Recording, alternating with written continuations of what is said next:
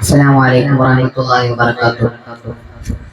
ഞാൻ തന്നെ കൂട്ടുകാരെ, ഞാൻ ഇന്ന് പറയാൻ പോകുന്നത് മുത്തനബി സല്ലല്ലാഹു അലൈഹി വസല്ലം തങ്ങളുടെ ഒരു കൊച്ചു കഥയാണ്.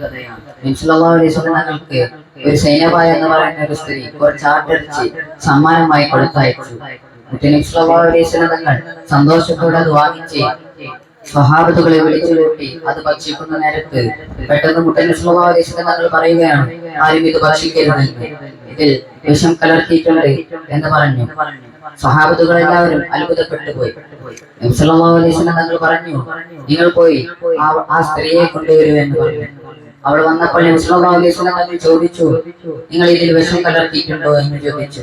ആ സ്ത്രീ പറയുകയാണ്, അതെ, ഞാൻ ഇതിൽ വിഷം കലർത്തിയിട്ടുണ്ട്.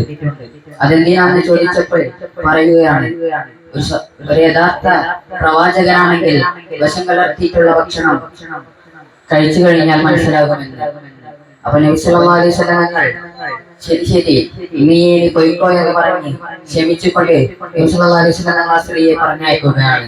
നോക്കൂ, നബി സല്ലല്ലാഹു അലൈഹി വസല്ലം തങ്ങളെ കൊല്ലുവാൻ വേണ്ടി വന്ന ശത്രുക്കളെ അടക്കം നബി സല്ലല്ലാഹു അലൈഹി വസല്ലം തങ്ങൾ നല്ലതുപോലെ തിരിച്ചു വിട്ടത്.